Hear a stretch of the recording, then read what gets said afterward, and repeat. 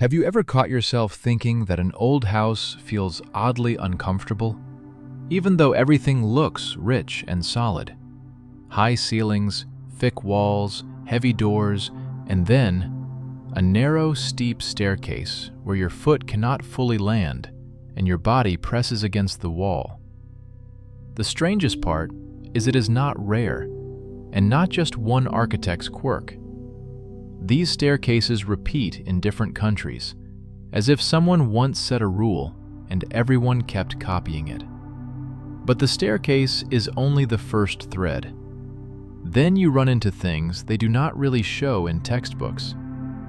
Why do basements in many cities look like former first floors, as if the streets rose too fast? Why does the early 19th century bring a year without a summer, after which the world behaves like it took a hit to the whole system? Why do records of some old families suddenly show gaps, and new surnames appear where the old ones should be, with no clear past? And why do old walls sometimes hide traces of engineering solutions that feel older than the houses themselves? In this video, we will pull all of it into one line, without long detours and without filler. And closer to the end, you will see why staircases might be the most honest witness of an era, because you cannot persuade them, rewrite them, or explain them away after the fact. Stay until the end. That is where the most unpleasant and most interesting moment sits. The moment when a simple, everyday detail starts looking like a trace of a major reset. Picture a normal morning. You are home. Everything is familiar down to tiny details. A door creaks. The floor feels cool. A mug is in your hand. Your thoughts are still sleepy. And there is one simple action left. Go up to the second floor. 2 flights and you are there.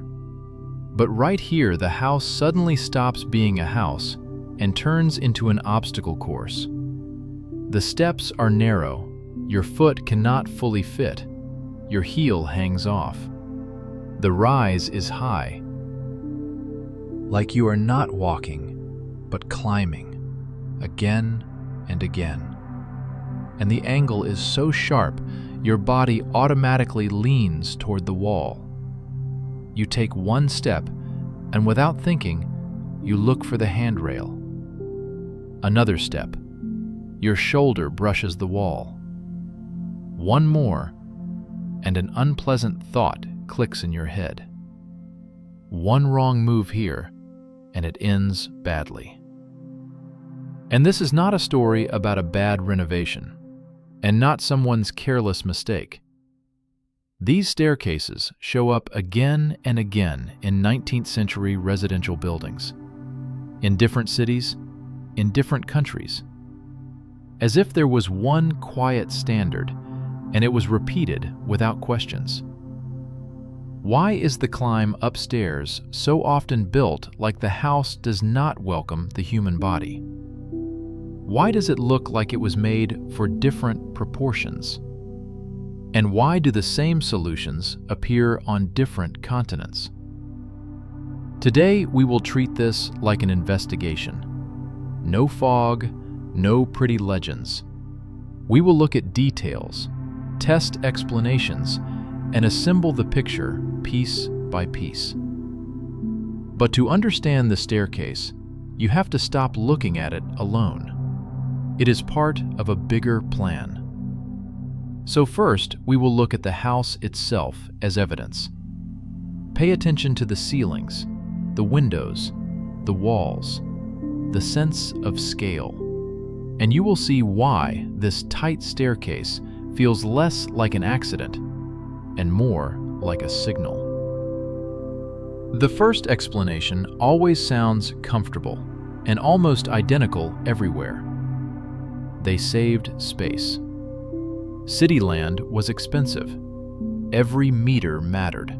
So they squeezed the staircase into a corner and made it as compact as possible. It sounds logical until you look around.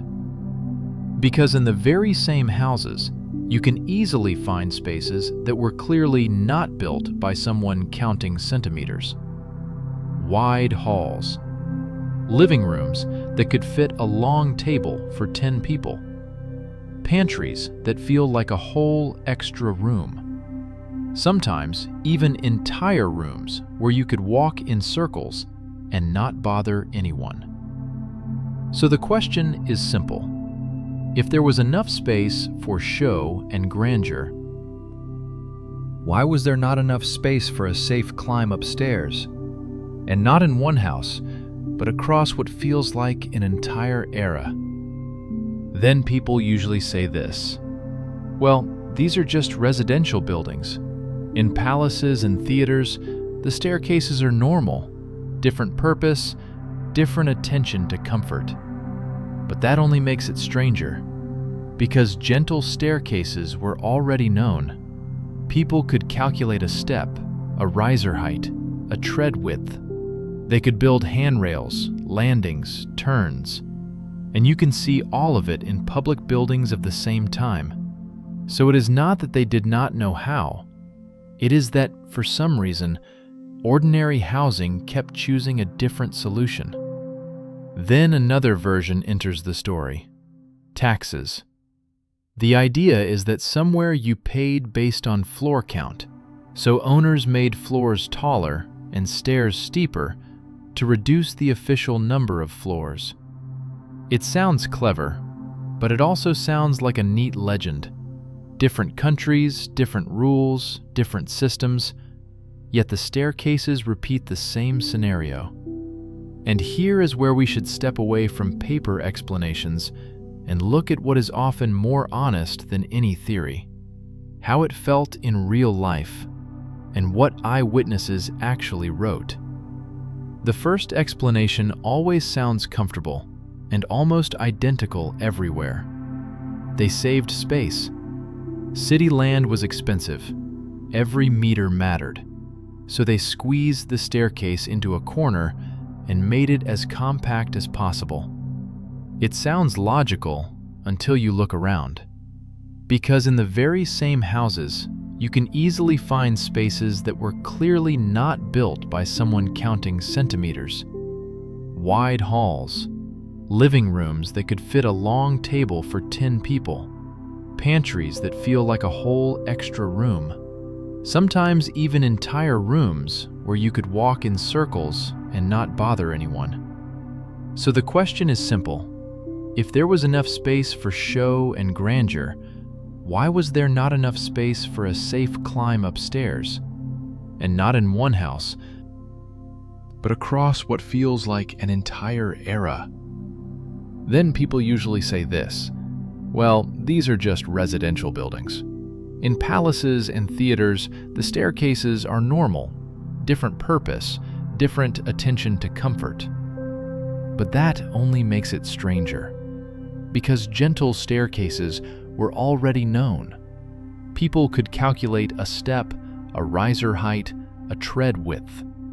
They could build handrails, landings, turns.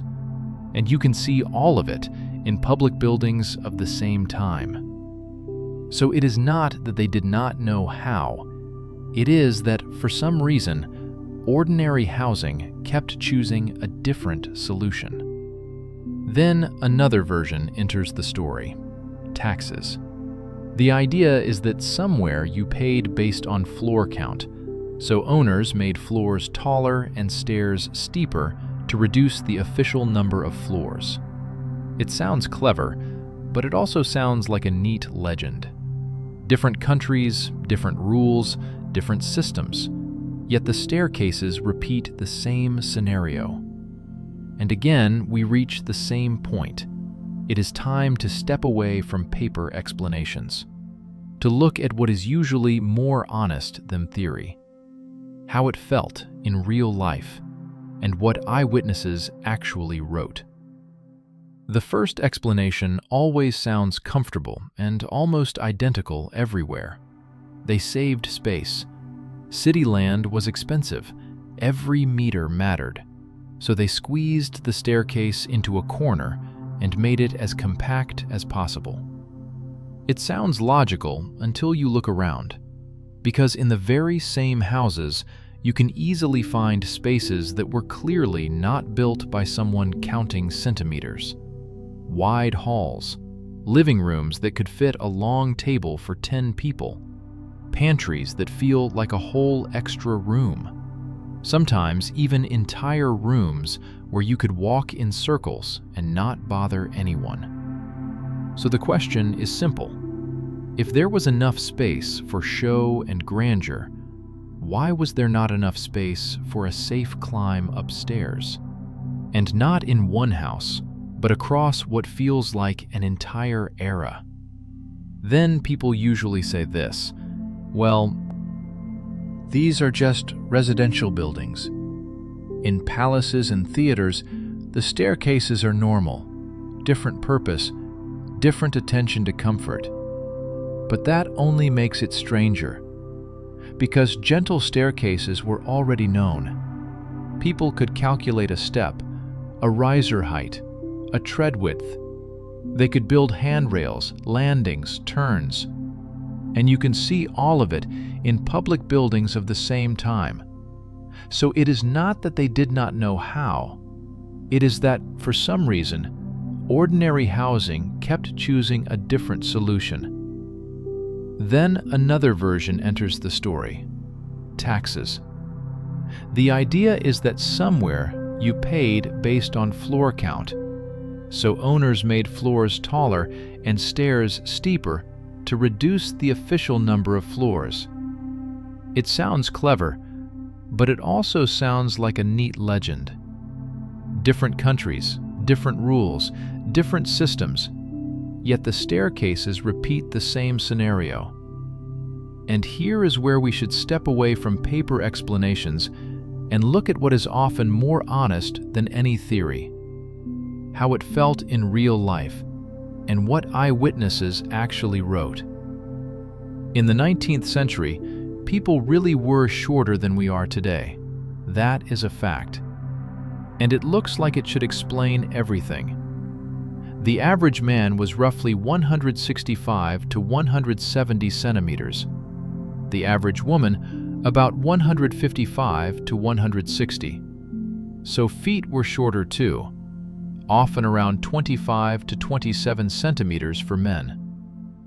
Now look at a typical residential staircase of that time, and here the math becomes unavoidable. Tread depth is about 20 to 22 centimeters. On a tread like that, a foot does not fully land even for a 19th century person. The heel hangs. The body instinctively shifts toward the wall.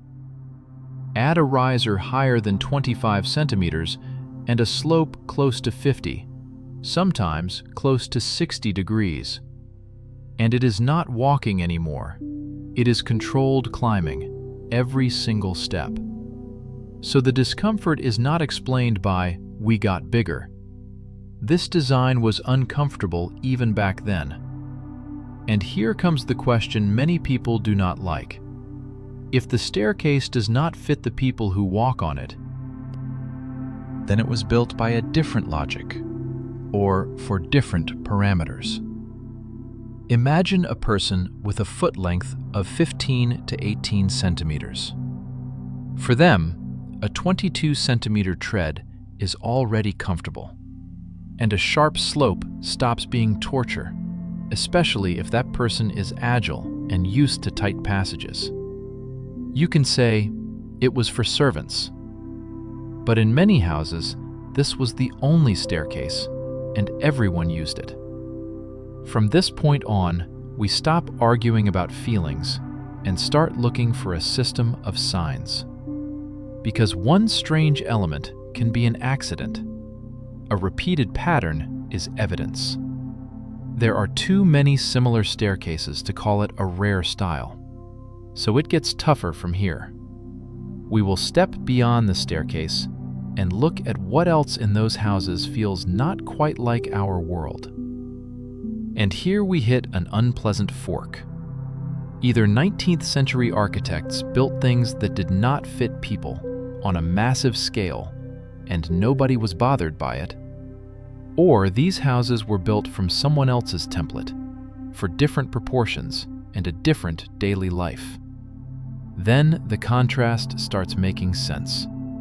Monumental volumes outside and awkward little decisions inside, as if the walls and the scale were inherited.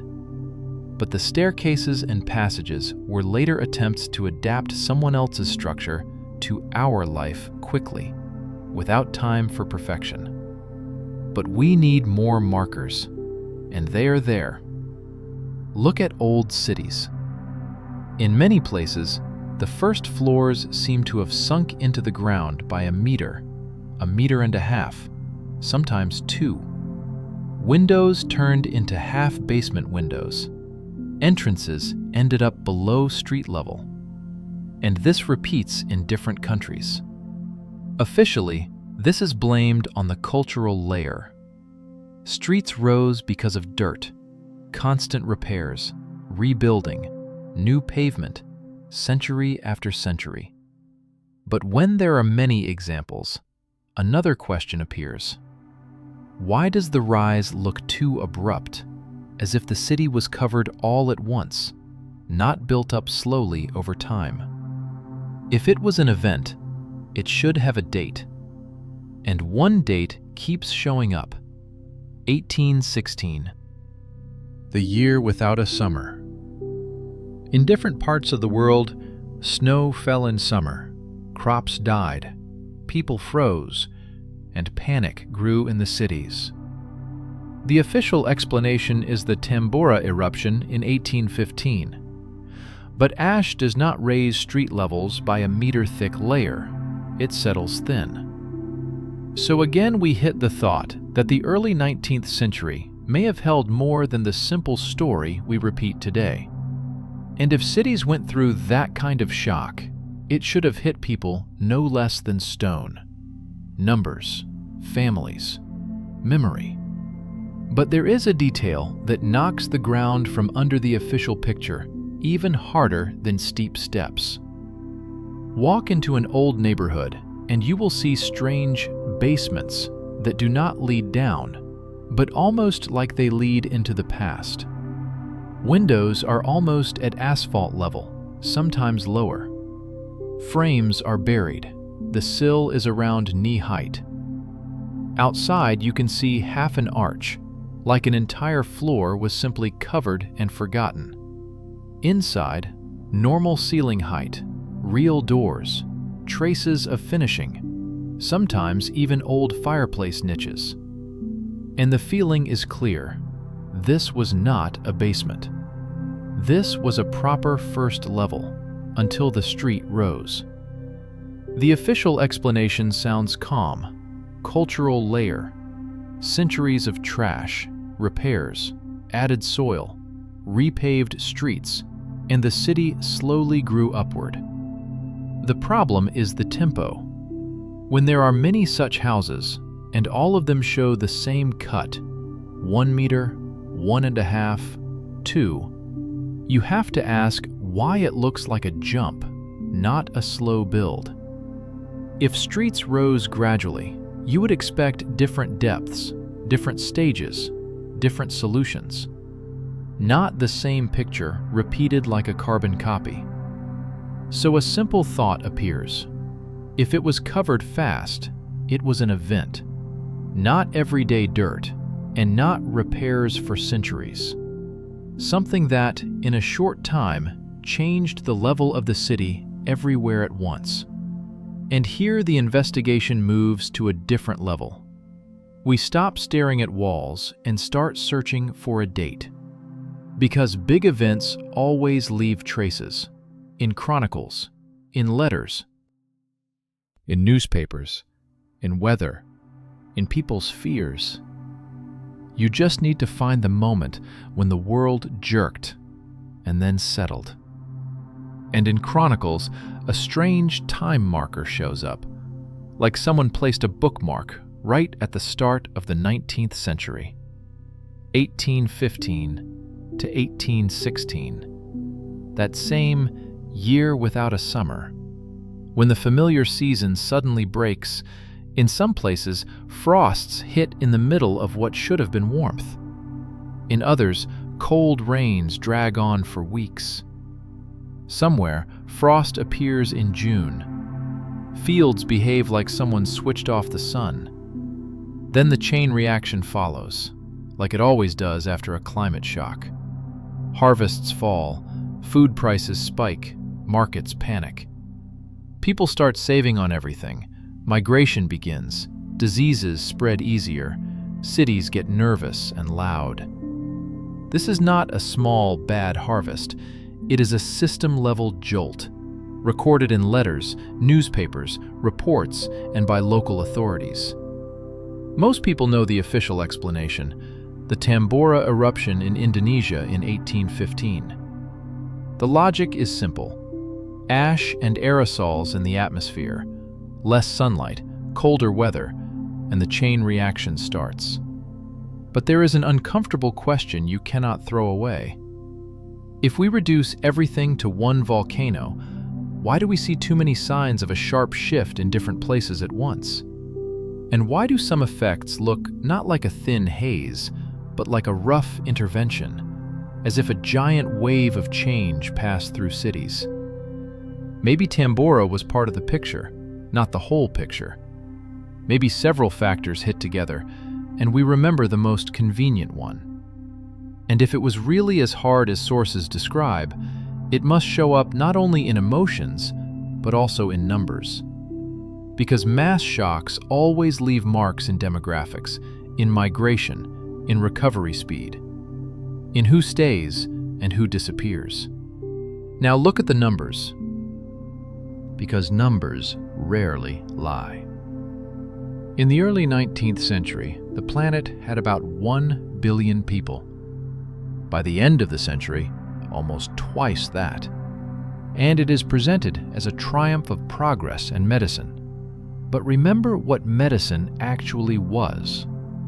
Doctors still argued about the nature of infections.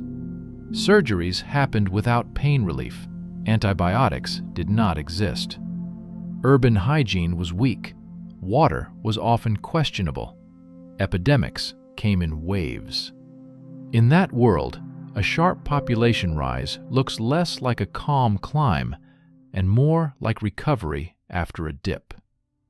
And here another trace appears. If you look at genealogies of European elites, many old lines show a strange emptiness at the end of the 18th century and the start of the 19th. Records break, branches vanish, and then new surnames appear, new owners, whose biographies begin almost from a blank page. You can blame wars and revolutions, but the timing lines up too often. The patterns look too similar in different countries. Too many coincidences stack in the same direction. It starts to feel like there was a break nearby, after which the world was repainted quickly, and the traces survived only in stone and in cracks of the archives. And if that is true, the staircase in this investigation is not a side detail. It is an indicator. It is the first thing that screams, the proportions do not match. Next, we will look at when and why these strange staircases suddenly stop being the norm, and how it gets fixed not by rumors, but by official rules. Because at some point, people start demanding comfort, and old solutions become a problem. There is one more clue, not from stone, but from paper. Genealogies and archives of families that held land, houses, whole neighborhoods for centuries. You open a family tree where everything is usually written year by year. Marriages, heirs, transfers, and then suddenly, emptiness. A gap at the end of the 18th century, or right at the start of the 19th. Not one family, but dozens in different countries. Like pages were torn out together. Officially, it is explained by revolutions and wars. Documents get lost, people move, property changes hands. But then the chaos should be local. Instead, you often see something else, an eerily similar pattern, almost synchronized breaks, after which new surnames appear, new owners of history.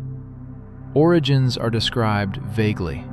Biographies start sharply, like a restart, and the old chain of inheritance seems to dissolve.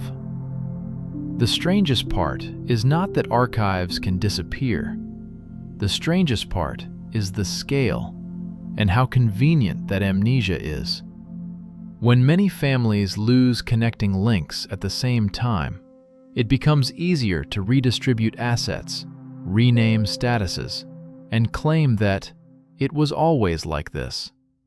And then houses built as if for someone else turn into scenery, with a fresh legend glued on top. If the early 19th century was not only a climate shock, but also a big administrative reset, a lot starts sounding different. And the staircase is exactly the kind of thing you cannot rewrite. So we return to the main object of the investigation, to what you cannot hide in a folder, to the things that stay in place and silently give the past away.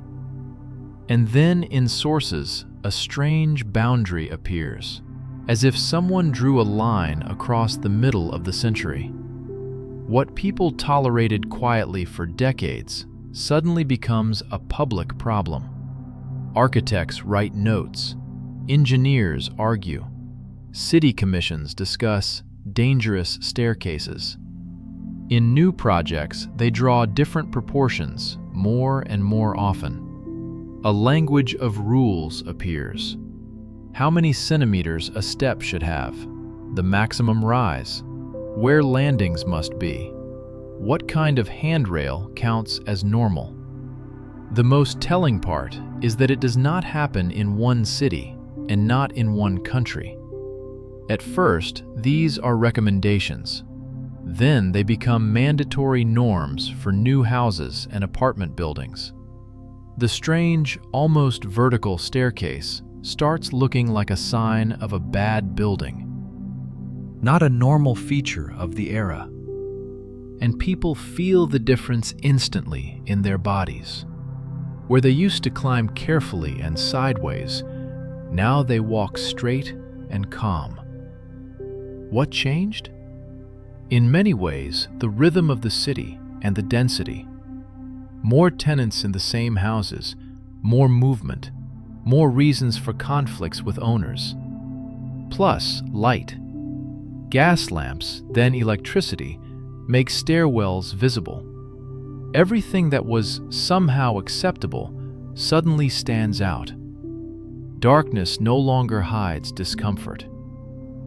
At that turning point, old houses with their narrow, steep passages start getting rebuilt.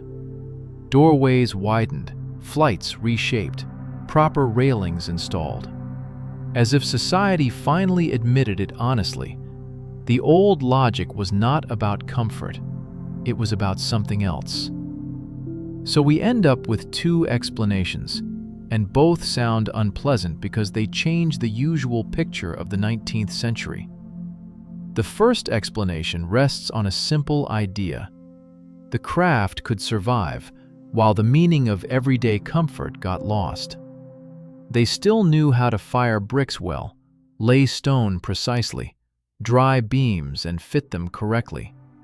But basic ergonomics could fade as a skill if society lived in survival mode and constant rush. In that situation, it is more important to close the shell of the house, raise walls, and give people a roof than to fine-tune the step, the tread width, and a safe climb in half light. Then staircases are not evil intent. They are the result of copying old schemes without asking questions, because there is no time and no strength for questions. The second explanation is harsher and colder, because it suggests deliberate discomfort as a tool of control. A steep, narrow staircase slows movement by itself, makes trips less frequent and more tiring, reduces noise, lowers the chance of large gatherings, and cuts the number of reasons for conflicts between tenants. If a city lived through instability, such small decisions could work like a quiet regulator of behavior, without orders and without guards. It is too early to choose a version based on feeling, so we need a reality check look at daily life as a whole. If it is a random loss of knowledge, we should seek chaos and variety. If it is a system, then pass-through rooms, lack of light in stairwells, and other small things will repeat and form the same pattern. Now look at a typical apartment in such a house, not with a tourist's eyes, but with a resident's eyes. The layout is often pass-through. To reach the far room, you must walk through one or two other rooms, and that breaks the very idea of privacy. People constantly cross paths, hear each other, adjust to each other. The house does not assume personal boundaries, even though rooms are large and full of air. Add the stairwell. It often feels like a separate zone you do not want to enter without need. The window is small or placed high under the ceiling. Daylight turns into thin strips, and most of the time it is half shadow. Candles and lamps in stairwells are risky because of fire, so in the evening you climb almost by touch, counting steps. And you understand why falls became part of everyday life. If architects simply made a mistake, they would at least give the staircase more light. That is a simple solution. No miracle technology required. But it feels like tenant safety was not high on the list. Something else was higher. Fit people in, keep heat, close the building, make it strong. This looks a lot like crisis construction. When you build fast, under pressure, and postpone comfort for later. A later that may never come. To check whether this is accident or system, we look further, at small repeating details from house to house, each one whispering the same thought. People lived here differently than we are used to. That daily life itself starts looking like evidence. And then another paradox appears. Hard to swallow if you look closely. Materials and execution in these houses are often at a level that still earns respect today. Bricks are even, like from one batch. The firing is dense. They do not absorb moisture easily. Masonry is so precise, the seam almost disappears. Stone is fitted as if it was not chipped by hand, but cut by machine. Wooden floors use massive, solid beams that last for centuries. Even the old glass in large windows feels unusual. It diffuses light more softly, makes the room calmer. It does not feel like old-time charm. It feels like thoughtful optics. Against that background, awkward everyday decisions look even stranger. You cannot just say, "They did not know how." Someone who can work with stone and wood like this clearly understands geometry, load, and precision. But then you look at drawings and plans where much seems done by eye. Measurements are often approximate, details skipped, proportions drift. As if they designed not like engineers, but by a template, roughly how it is usually done. So the feeling appears that the craft existed, but a complete system of understanding was missing. As if houses were assembled from familiar forms, copying older samples, without fully knowing why things were that way. And if that is true, these buildings should contain traces of even older technologies. Technologies that were simply used as ready infrastructure. And those traces do appear when you look at a house like an engineer, not like a resident. In old buildings, people often find remains of pipes, drains, and channels that run under foundations or go deep into walls. as if they were there before the house itself. Sometimes those communications look too well planned for their official time. The scheme feels like a whole system, not a set of random fixes. The same is true for heating. Some houses have air channels inside walls, where warm flow could spread through rooms and create more even heat. That is far more efficient than a single fireplace. But those systems were often abandoned or simplified because maintaining a complex scheme without knowledge and service is hard. Then the overall picture becomes clearer. This is not a story about a smooth staircase of progress, where every year gets better and more comfortable. It looks more like a period where a civilization was climbing out of a hole, using what survived and building new solutions simpler and rougher because there was not enough time, specialists, or resources. In that logic, the steep staircase stops being a random oddity. It becomes a symbol of an era where the task was not make it comfortable. The task was make it exist at all. And if you accept that view, many mismatches line up into one chain. So we return to the main question and put it as directly as possible. Who designed these houses in the first place? For what kind of life? And why do we sometimes feel so uneasy inside them? Let's return to the staircase, because at the end of any investigation, you have to look again at the first trace and understand what it really said. You stand at the bottom of that narrow, steep structure and feel not the romance of old times, but someone else's logic, as if the house lets you in, but does not promise comfort. That feeling is especially strong in old entryways, where the light is weak, handrails are worn smooth by generations, and the steps are polished like hundreds of people climbed them every day. People who got used to risk and simply stayed silent. If it was just a strange fashion, it is hard to explain why it is so stable and repeats so similarly in different places.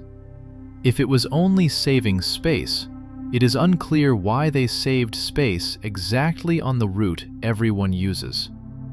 If it was just a mistake, it is unclear why it was not fixed for decades, even though the consequences were too obvious. So we are left with three questions that do not go away. Who made the decision to build the climb like this? And why did it become widespread? For what proportions and what daily life did these staircases feel normal, not punishing? And why, closer to the end of the century, society starts rejecting this scheme at scale, as if it wakes up and tells itself, this cannot continue. Old houses have a special kind of honesty, because stone and wood cannot pretend. Documents can be rewritten, legends can be invented, but a step remains a step.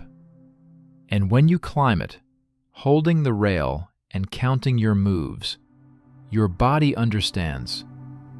This thing came from a time with different priorities. Maybe one day we will assemble the whole picture. But even now it is clear. The 19th century was not only steam and factories. It was also a century of strange traces that still sit right under our feet. If you made it to this point, you probably feel it too. The weirdest answers are often hidden in the most ordinary things. Like the video so more people see it. Subscribe if you want more investigations like this. And turn on notifications so you do not miss the next episode.